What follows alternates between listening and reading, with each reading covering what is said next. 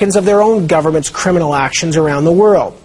Now, Noam Chomsky is, of course, the MIT linguistics professor who famously popularized the concept of manufacturing consent. For years, he's written about how the West uses a propagandistic press to coerce its own citizens and how it uses covert forms of violence to maintain power around the world. Chomsky was overwhelmed with media requests about September 11th, so his new book, 9/11, is a collection of interviews that he gave in the following months. Now, interestingly, 9/11 has been a bestseller despite the fact that it's had a total lack of publicity. I met Noam Chomsky in Cambridge to talk about the post-9/11 world and how things have changed since then. But I began by asking him to explain how the war in Afghanistan is an example of how the U.S. is, in his mind, a leading terrorist state. So on October 12th, I guess, a couple of days after the bombing started, Bush publicly announced to the Afghan people that we will continue to bomb you unless your leadership turns over to us people who we suspect of carrying out crimes, although we refuse to give you any evidence.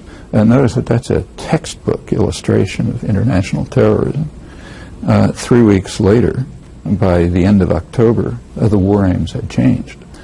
Admiral Boyce, the British defense minister, he informed the Afghan population that we will continue to bomb you until you change your leadership.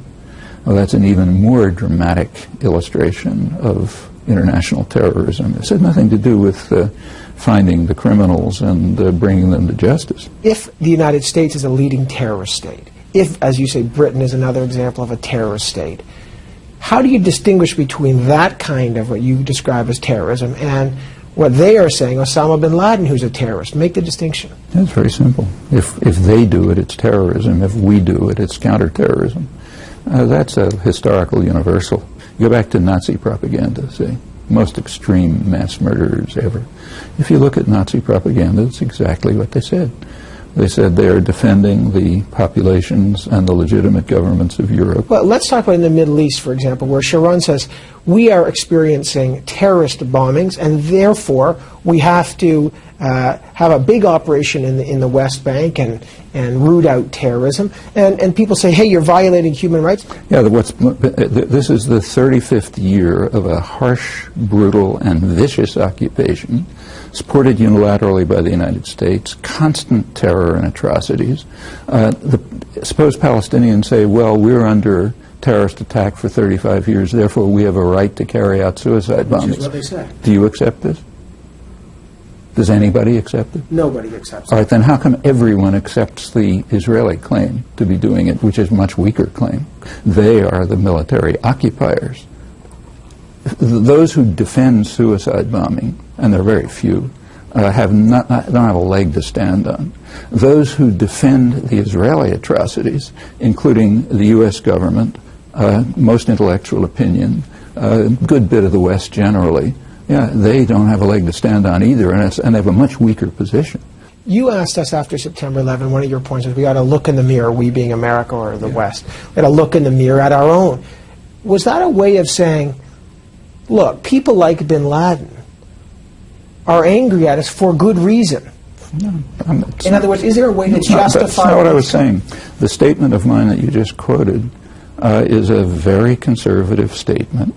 In fact, it was articulated by George Bush's favorite philosopher, Jesus Christ, who pointed out, famously defined the notion hypocrite.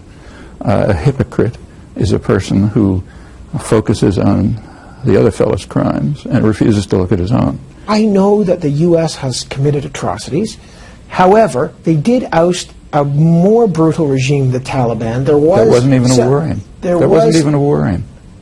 Wasn't even a war aim. But is that a moral thing to do? They did get rid of a brutal regime. There was celebration in Canada. Good, fine. Let them bomb Israel and get rid of the brutal regime there. If we want to overthrow the regime of Uzbekistan, now a great favorite, but it happens to be not very different from the Taliban, the way to do it would not be to bomb Uzbekistan, but to support internal democratic forces and let them do it. And that generalizes around the world. Robert Kaplan, who writes about foreign policy, I spoke to him recently about his book, warrior politics. And I put some of your points to him. He said, I wish Noam Chomsky had been with me in Romania in the 70s or the 80s. Adult choice of foreign policy is made on distinctions. The argument that Chomsky makes has no distinctions because there's a difference between the quantity and the kind of dictators that America supported and the quantity and the kind of things we went in communist world for 44 years. Okay, so let's take his example of Romania, Ceausescu, hideous regime, which he forgot to tell you the United States supported. Supported right till the end, as did Britain. So the example that he gave is a perfect example, and it's a small example, because we support much more brutal regimes. Does that disqualify the U.S. No, from it doesn't. intervening in any other way? Look, the Taliban are a terrorist state. That fact doesn't disqualify them from bombing Washington. What disqualifies from doing that is even if they were Mahatma Gandhi, they shouldn't do it. Nobody except the ultra-right-wing jingoists like Kaplan is comparing atrocities by various countries. What honest people are saying is that we should pay attention to our own crimes and stop committing them. This would be true even if we were killing one person, okay? And it's even more true when we're killing millions of people. Do we need a constabulary, a force, a central force? In this case, it's America because it's the superpower, to sometimes use unjust means in the service of just causes. What are the just causes? What was the just cause in, for example, slaughtering Kurds in southeastern Turkey? What was the just cause? What was the just cause in supporting Suharto when he killed a couple 100,000 landless peasants in Indonesia, went on to become one of the biggest torturers in the world, and then slaughtered a third of the population of East Timor? What was the just cause? What was the just cause when we invaded South Vietnam 40 years ago, ending up killing millions of people, leaving the country devastated, they're still dying from chemical warfare?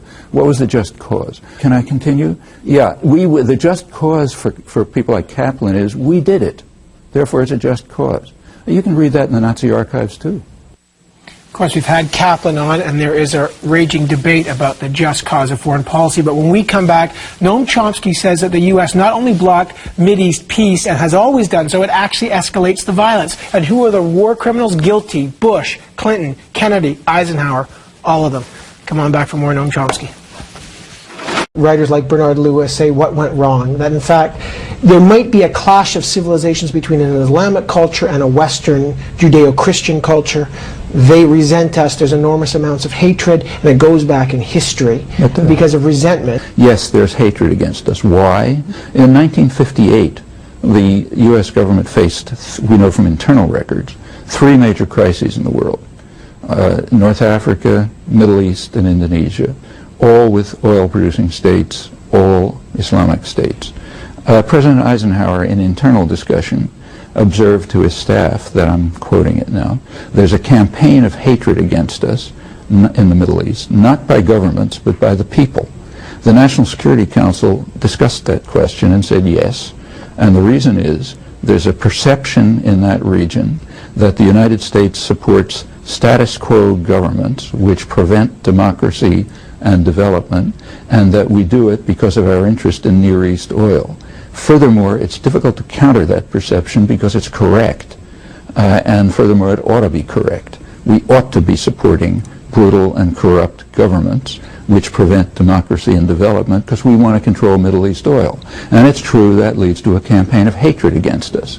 Now, until Bernard Lewis tells us that, and that's only one piece of a long story, we know that he's just a vulgar propagandist, not a scholar. So yes, as long as we are supporting harsh, brutal governments, blocking democracy and development, because of our interest in controlling the oil resources of the region, there will be a campaign of hatred against us. Tell me, what state does function according to what you call the minimal levels of honesty? Is there a state? None. States are power centers. The only thing that imposes constraints on them is either outside force or their own populations. The United States, for example, is far more civilized than it was 40 years ago. Let's just take that. This March happened to be the 40th anniversary of the public announcement by the Kennedy administration that the U.S. Air Force is bombing South Vietnam. No U.S. president today, or for the last 20 years, could conceivably do what Kennedy could do with total impunity 40 years ago. And the reason is because there was massive popular protest. It also spawned the contemporary civil rights movement, the feminist movement, the environmental movements, and all sorts of other things. And it imposed important constraints on straight violence. In fact, that's how we got rid of slavery. That's how we got rid of feudalism. What will the state look like at the end? At the end, I think states ought to dissolve, because I think they're illegitimate structures. But that's a long time. That's it.